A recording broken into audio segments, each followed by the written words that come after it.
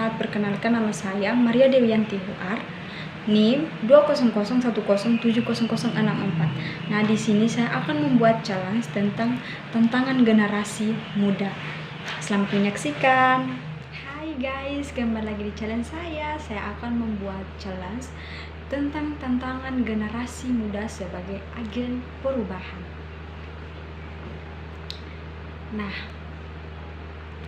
sebagai agen of change atau agen perubahan, kaum muda tidak dapat lagi berpikir linear atau satu arah, melainkan mesti berpikir sirkular atau dari segala arah.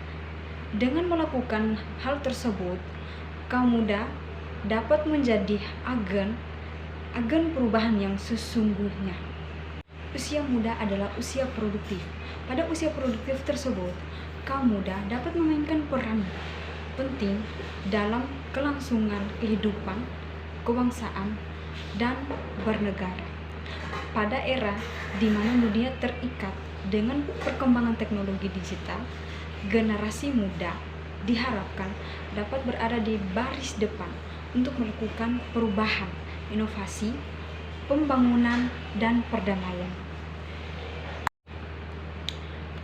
Kaum muda saat ini diwakili generasi milenial dan merupakan kelompok masyarakat yang paling dekat dengan teknologi digital, sehingga mereka memiliki kreativitas yang lebih tinggi, rasa percaya diri yang lebih besar, akses informasi yang lebih, pandangan lebih inklusif, serta memiliki jaringan yang lebih luas. Nah, keunggulan-keunggulan tersebut dapat menyulap generasi muda menjadi para pembelajar yang mandiri, pengusaha-pengusaha yang sukses, relawan-relawan yang berkesadaran, serta pemimpin yang lebih independen. Namun demikian, digitalisasi ini juga memunculkan sejumlah tantangan bagi generasi muda untuk melakukan perubahan bagi bangsa. Nah, terdapat 5 tantangan bagi generasi muda di era digital untuk disikapi secara bijak. Pertama, tantangan dominasi teknologi. Kehadiran teknologi semakin dominan dalam kehidupan masyarakat, baik dari aspek skala, cakupan, serta dampaknya. Hal ini telah melahirkan disrupsi digital, munculnya sistem otomatis, kecerdasan buatan, dan Internet of Things atau LOT diperkirakan akan menghilangkan banyak jenis pekerjaan yang selama ini telah mapan. Yang kedua, tantangan negara-negara emerging market. Negara yang dijuluki sebagai negara emerging market adalah negara-negara yang memiliki pertumbuhan ekonomi, industrialisasi, dan modernisasi sangat cepat. Contohnya adalah Cina, India, Meksiko, Brasil, dan Turki. Dampaknya para pelaku usaha dunia akan fokus pada negara-negara emerging market tersebut. Nah, sehingga terdapat kegambangan jika ke depan Indonesia hanya akan kembali menjadi penonton dan bukan lagi sebagai pemain utama.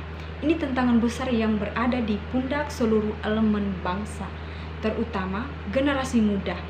Solusi atas tantangan ini malah meningkatkan kemampuan berinovasi, mengembangkan kreativitas, membangun jaringan yang kuat, meningkatkan etos kerja, dan menumbuhkan semangat bergotong royong. Yang ketiga ini tantangan globalisasi. Globalisasi dapat berarti menupisnya batas-batas negara melalui teknologi digital dan internet. Manusia semakin terkumpul dalam satu ruang yang disebut desa global atau global village. Salah satu dampaknya adalah menurunnya kualitas nasionalisme pada suatu bangsa. Tanpa kualitas nasionalisme yang baik, maka suatu bangsa akan mengalami kerentanan baik dari sisi politik, sosial, maupun budaya. Dari sisi budaya misalnya, segala kekayaan budaya nasional Indonesia akan tergerus oleh budaya global. Contoh kecilnya adalah tergerusnya makanan tradisional oleh MC Donald's atau MC Donald's musik tradisional oleh BTS atau ucapan salam yang digeser Dude. Solusi atas tantangan ini adalah meningkatkan rasa nasionalisme, integritas, dan wawasan kebangsaan. Keempat, tantangan keamanan. Kaum muda rentan dengan keamanan di dunia maya. Tidak sedikit kaum muda yang menjadi korban perundangan atau cyberbullying, kekerasan seksual atau sexual harassment, penipuan online, atau perdagangan manusia atau human trafficking. Solusi atas tantangan ini adalah dengan meningkatkan privasi keamanan digital, tidak gampang tergoda memegikan identitas pribadi, dan selalu berhati-hati saat bersosialisasi di jejaring sosial.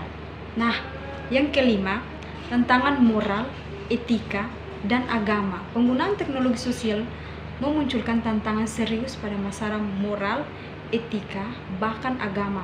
Kondisi ini oleh Salmah Abbasi dan Mira Manawar disebut sebagai kerentangan kompleks yang dapat melahirkan tindakan melakukan ujaran kebencian, misinformasi, dan bahkan brainwashing. Solusi atas tantangan ini adalah meningkatkan literasi digital, mengedepankan etika saat berada di dunia maya, menghormati keyakinan dan pendapat orang lain, serta tidak mudah termakan oleh informasi yang tidak jelas sumbernya. Nah, dalam menghadapi tantangan, sebaiknya pemuda mulai merevolusi mentalnya sendiri terlebih dulu dengan menyerapi dan mengaktualisasi nilai integritas, etos kerja, dan gotong royong. Kemudian bersedia untuk mendorong dirinya menjadi lebih mandiri, bersatu, tertib, dan bersih, dan gemar melayani. Sekian.